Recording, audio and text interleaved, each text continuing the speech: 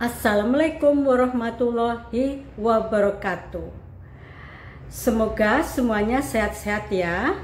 Ada yang nanya tentang syariat Islam.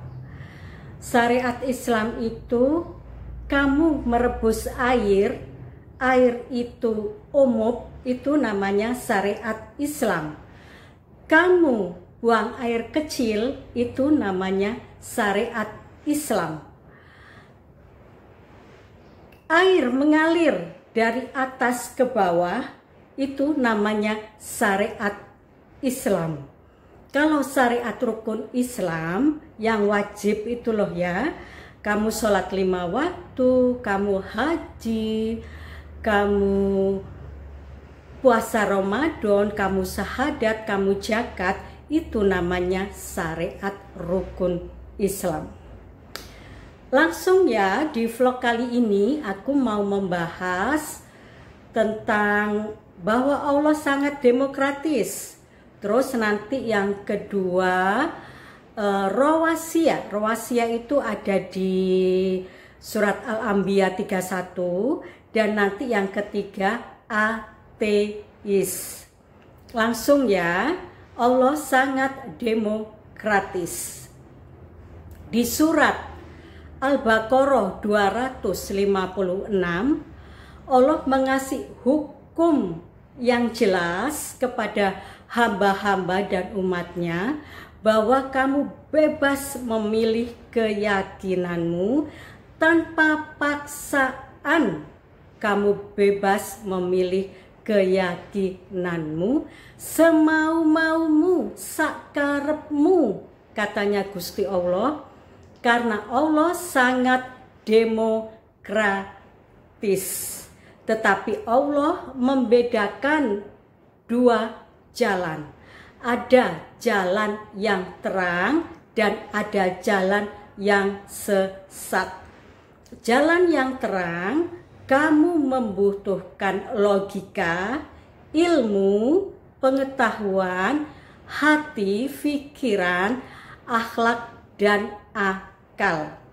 Jalan yang sesat, kamu bebas memilih keyakinanmu asalkan kamu tidak menyembah togut.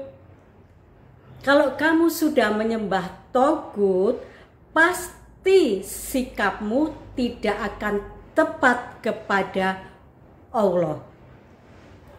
Tak kasih contoh langsung aja ya teman-teman, togut itu apa ya? Kamu melaksanakan rukun Islam dengan baik dan benar, tetapi fokus hidupmu bukanlah Gusti Allah. Fokus hidupmu, kamu terlalu cinta dengan dunia. Dunia perlu, tetapi jangan terlalu cinta. Kalau orang sudah terlalu cinta dengan dunia, maka dia akan lalai dengan Gusti Allah. Itu yang namanya syirik, itu yang namanya togut. Sikapmu pasti tidak akan tepat kepada Gusti Allah. Secara spesifik Rasulullah menjabarkannya menjadi Lata dan Uzza. Lata, orang yang masih hidup bersamamu, berdampingan denganmu, kamu tuhankan, kamu jadikan tokoh, menuhankan tokohnya, karena kamu sangat kagum kepada orang yang kaya raya, orang yang berkuasa, orang yang kuat, sehingga kamu lalai dengan Gusti Allah karena kamu terlalu kagum dengan tokohmu. Sedangkan Uzza, orang dari masa lampau, orang yang sudah meninggal, kamu tuhankan, kamu tokohkan dengan cara membuat patung. Jadi teman-teman, yang namanya syirik, togut, bukan terletak di bendanya, bukan terletak di lata ataupun usanya, tetapi terletak di konsepmu, di hatimu, di pikiranmu, di anggapanmu. Segala sesuatu yang membuat kamu lalai dengan Gusti Allah, itu namanya syirik, itu namanya togut. Kamu bebas memilih agama. Kamu bisa mencari agama sendiri. Agama itu bisa kamu cari sendiri. Tetap meskipun untuk jangkep, agama itu dari Gusti Allah. Agama kalau dari Gusti Allah itu pasti jangkep, pasti lengkap, karena mempunyai ibadah wajib. Kalau di agama Islam namanya syariat rukun Islam, ibadah mado. Kalau agama dari manusia yang membuat manusia pasti tidak lengkap. Karena tidak ada ibadah wajibnya. Karena manusia mempunyai keterbatasan. Manusia tidak akan tahu yang namanya bahwa alam semesta ini mempunyai paralel, bahwa bumi ini mempunyai paralel, multiverse, bahwa manusia tidak akan tahu yang namanya jin, benda-benda langit, malaikat, iblis, dan seterusnya. Maka kamu dikasih tahu Allah. Yang kamu tidak tahu, Allah ngasih tahu. Itu namanya agama, itu namanya Islam. Makanya Islam diturunkan oleh Allah untuk kamu melalui utusannya Rasulullah, tidak kepada yang lainnya. Jadi Islam itu didatangkan oleh Allah untuk kamu melalui utusannya Rasulullah, agar kamu yang tidak tahu menjadi tahu. Rasulullah, kenapa kok diturunkannya di Rasulullah? Karena Rasulullah ini orang yang sudah maksum, segala sesuatunya terjaga oleh Allah.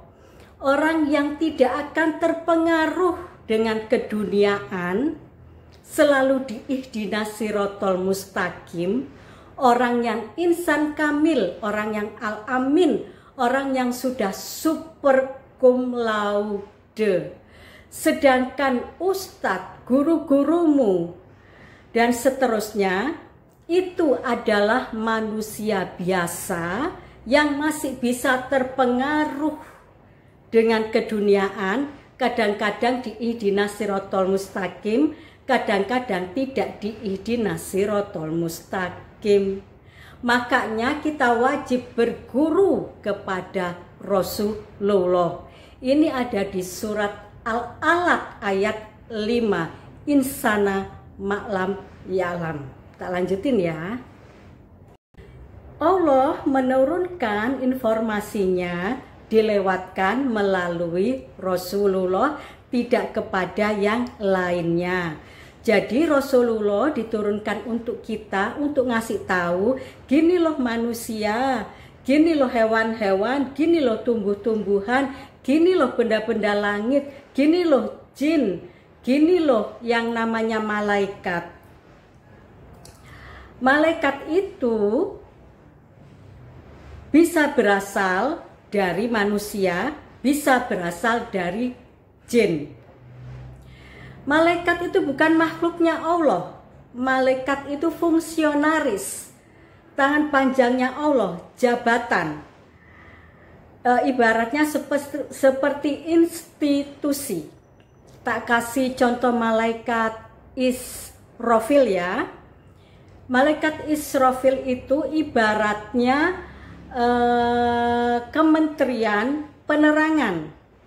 Jadi mau ada yang namanya banjir bandang, trompetnya Israfil ini berbunyi. Mau ada gempa, trompetnya Israfil pun berbunyi, ngasih tanda-tanda. Mau pergantian siang, malam, pagi, sore, trompet Israfilnya pun ini berbunyi, ngasih tanda-tanda. Waktu COVID-19 pun mau turun, mau ada COVID-19, trompetnya Israfil pun ini berbunyi, ngasih tanda-tanda. Alam pun ngasih tanda-tanda dengan kebijaksanaannya, namanya ekosofis. Pisang kalau mau masak, kalau mau matang, mengasih tanda-tanda dengan berubah warna menjadi kuning. Allah pun ngasih tanda-tanda dan ngasih kabar ke kita melalui ubun-ubun. Allah menaruh chip black box di balik ubun-ubun kita, sehingga kita mempunyai kreativitas, kita mempunyai ide, karena Allah selalu memberikan cahaya gelombang elektromagnetik melalui ubun-ubun kita, dan itu secara terus-menerus tidak akan berhenti, dan itu abadi. Itu ada di surat Al-Luqman ayat 27. Allah menyimpan ingatan kita di frekuensi. Jadi Allah tidak menyimpan ingatan kita di saraf-saraf di otak kita, tidak menyimpan di situ Allah ya. Meskipun kita sudah menjadi tulang belulang, kita sudah menjadi tengkorak, kita tetap ingat siapa kita, siapa orang tua kita, anak kita, dan tetangga kita, kita semuanya tetap ingat. Karena Allah menyimpan ingatan, menaruh ingatan di frekuensi, bukannya di saraf-saraf otak. Kalau Allah menyimpan ingatan kita di saraf-saraf otak, kalau kita sudah menjadi tulang belulang, sudah menjadi tengkorak pun akan ikut hancur. Lah kalau hancur kita lupa, terus tugasnya malaikat munkar nakir apa? Ya kan? Oke, sekarang tak lanjutkan ya. Allah sendiri yang menjaga ubun-ubunmu, karena Allah memiliki rawasiyah, semacam tangan panjangnya Allah. Rawasiyah itu penjagaan atas kepala manusia. Dimanapun kamu berada, Allah akan menjaganya dengan kekuasaan dan kekuatan sultan dan khauf,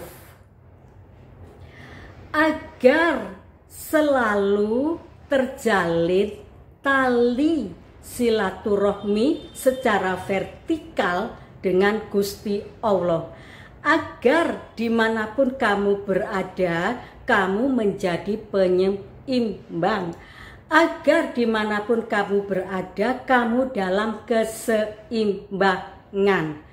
Jadi rawasiyah ini diperuntukkan untuk manusia, bukan untuk gunung-gunung. Gunung-gunung itu juga makhluk Allah. Dia 100% taat kepada Allah karena memang makhluk kepastian, yang megang remote-nya Allah sendiri. Sedangkan manusia ini adalah makhluk kemungkinan, yang megang remote-nya manusia sendiri. Manusia bisa merubah takdirnya, tidak bisa merubah nasibnya. Allah memang mempersilahkan kita, menawarkan takdir kita di depan Allah. Memang ini dipersilahkan oleh Allah. Allah memang menawarkan nasib kita, takdir kita di depan Allah, karena memang kita mempunyai kesempatan 50% menjadi khalifah. Loh, itu loh kamu bisa menawar takdirmu di depannya Gusti Allah, asalkan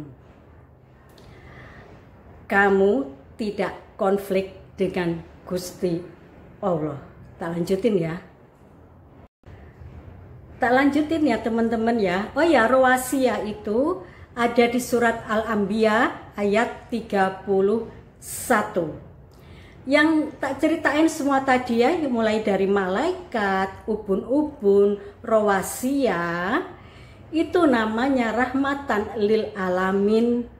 Tidak hanya mengetahui bumi, tapi kamu juga mengetahui langit.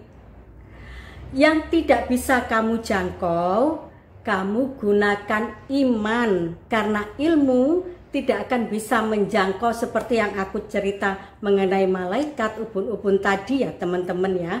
Nah, yang tidak bisa kamu jangkau, kamu gunakan iman.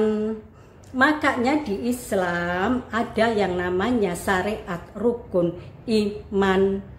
Rukun iman itu ada 6. Rukun iman itu percaya kepada Allah, kitab-kitab, dan seterusnya ada 6 ya. Tapi bukan percaya saja teman-teman. Rukun iman itu harus kamu wujudkan. Puncak dari wujudnya iman, kamu sudah mendapatkan keamanan hidup di dunia maupun di akhirat, dengan kepercayaan kepada Allah, kitab-kitab, malaikat, nabi, qada qadar, dan hari akhir. Itu loh artinya dari rukun iman. Jadi bukan cuma percaya gitu aja, enggak ya, harus diwujudkan. Tak kasih contoh ya, di kehidupan sehari-hari, mana yang beriman, mana yang tidak beriman. Di depan rumahmu ada orang penjual pecel, tetapi kamu tidak pernah beli. Karena kamu tidak pernah beli, kamu tidak tahu rasanya, kamu tidak tahu kualitasnya. Tetapi ada temenmu yang tanya ke kamu, Mbak, pecel di rumahmu tuh enak enggak ya? Kamu jawab, oh enak kok peceliku, kualitasnya ya wapi. Padahal kamu tidak pernah tahu, kamu tidak pernah mewujudkannya. Itu loh namanya orang yang tidak beriman. Kalau orang yang beriman, sebelum kamu ngasih tahu ke temenmu bahwa pecel itu enak, pecel itu kualitasnya bagus, kamu sudah mewujudkannya. Kamu membeli sehingga kamu tahu rasanya, kamu tahu kualitasnya. Itu loh yang namanya rahmatan lil alamin. Kalau kamu sudah bisa rahmatan lil alamin buat dirimu sendiri, buat keluargamu, buat tetanggamu, dan orang-orang di sekitarmu, setahun 2 tahun lama-lama kamu akan menjadi cahaya. Kalau kamu sudah bisa menjadi cahaya, kamu akan bisa menyatu, lama-kelamaan kamu akan menyatu dengan cahaya. Karena cahaya itu adalah Allah sendiri. Kalau kamu sudah bisa loading dan sudah berdialektika dengan Gusti Allah, sudah bisa menyatu dengan Gusti Allah, kamu tidak perlu iman karena kamu sudah bisa menyatu, berdialektika dan loading dengan Gusti Allah. Iman itu merupakan jembatan, jalan untuk perjumpaan kita dengan Gusti Allah. Makanya iman itu letaknya di hati. Karena hati ini nggak bisa ngerem, ngegas, saya terus banyak kemauannya. Makanya dikasih iman oleh Gusti Allah. Islam itu sastra. Sastra sangat diperlukan oleh orang-orang yang sedang menjalankan agama. Sastra itu pekerjaan kita sehari-hari dan itu mudah diteliti. Kalau kamu tidak mengerti sastra, seluruh anggota tubuhmu ini akan bertengkar sendiri. Tak kasih contoh ya. Sastra itu gimana sih ya? Jagung ini ayat-ayat Allah sebelum dikasihkan ke jamaahnya, karena jagung ini masih mentah, ini harus diolah dulu, didadekno dadar jagung, jenang jagung, grendul jagung, dan seterusnya. Jika dirasa jagung ini sudah enak, sudah benar dan benar, baru kamu suguhkan ke jamaahmu, sehingga jamaahmu di dalam menerima ayat-ayat Allah ini bisa lembut, bisa mutmainah.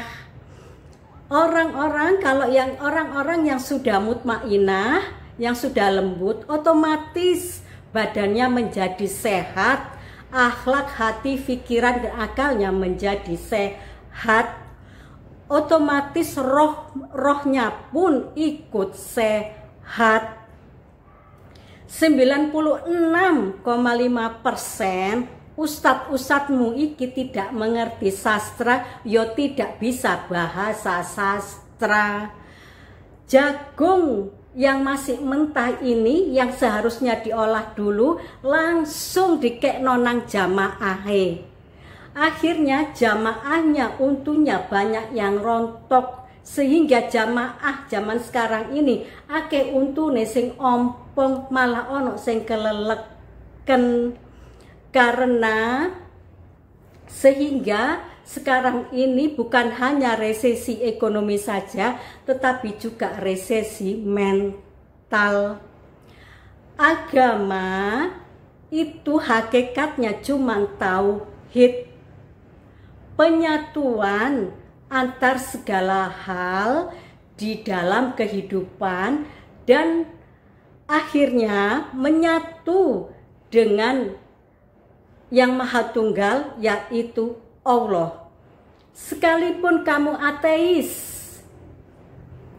kamu mau bersahadat, kamu mau tidak mau bersahadat, terserah kamu mau bersahadat maupun tidak bersahadat. Kita semua ini tasawuf, kita semua ini pejalan sufi, kita semua ini mempunyai jalan yang sama, yaitu kembali ke Allah.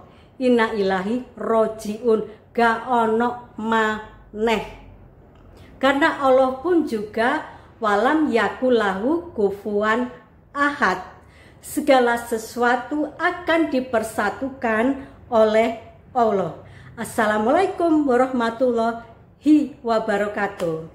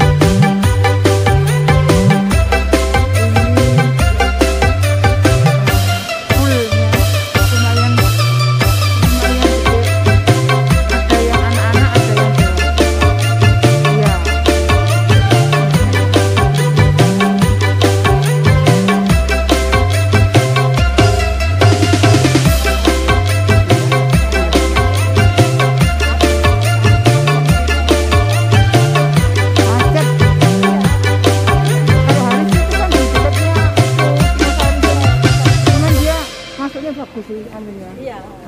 Oh amai-amai belalang kupu-kupu, saya duit aku yang semua kau sapu. Kami biri-biri sudah datang dari Jawa. Bener no kono ya. Kau tak lari bawa duit tu ke mana? Ini kamar-kamarnya. Laju buat sampai lampu sana. Duit tu beribu semua entah ke mana. Manggil pasola tikam di tapak kasihnya. Yang memang kau salah buka buka pun tak apa. Kau nak cepat kaya macam jual ikan. Nah ini Mbak Menu lagi santai-santai untuk di sore siang sore hari siang tapi udaranya sangat sejuk. Iya padahal ini jam berapa ini? Belum ada jam 3 sore ini. Dua. Nanti Mbak Nur jangan duduk mulai cantik.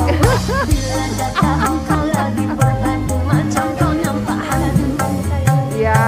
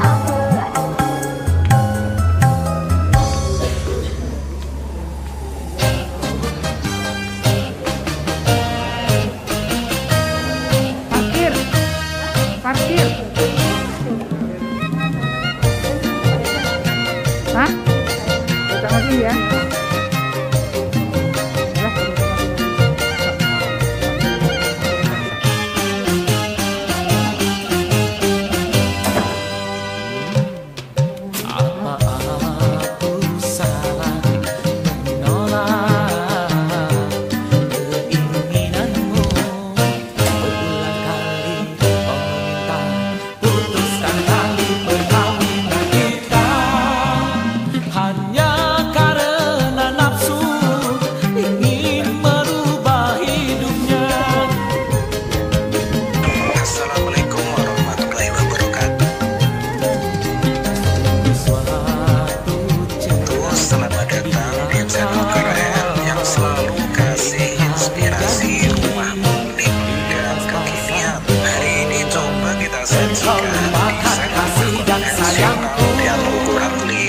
kali 14 meter dengan tata ruang yang sangat efektif dengan 4 kamar dan desain yang memanjakan mata dan gak ketinggalan zaman.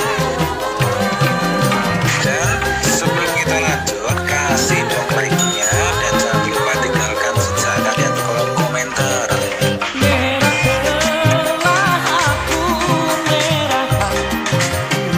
Oke, langsung aja. Pertama coba kita bahas fasad. Konsep fasad rumah ini adalah campuran, yaitu industrial dan kontemporer dengan poin fasad pada badan dinding lebar lantai 2-nya yang kita finishing dengan plaster kamprot dengan aksesoris berupa tali air berbentuk diagonal yang kita harap mampu menghadirkan nuansa rumah modern.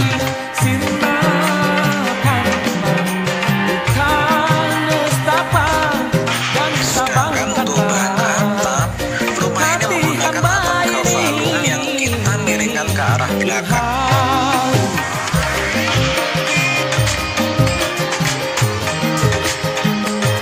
Dan masih punya fasilitas berupa balkon pada lantai 2 rumah ini.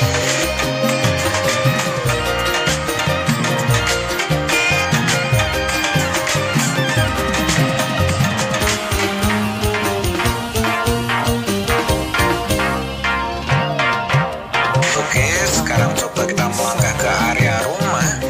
Dan di samping karpet ada sebuah teras yang kita peruntukkan untuk ruang tamu. Jadi kalau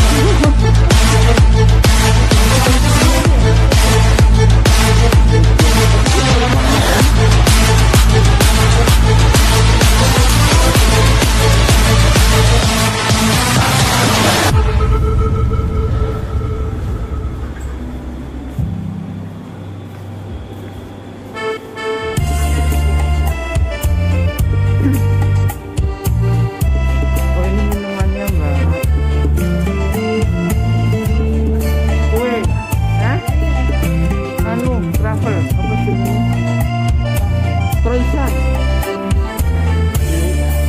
Dan Kantor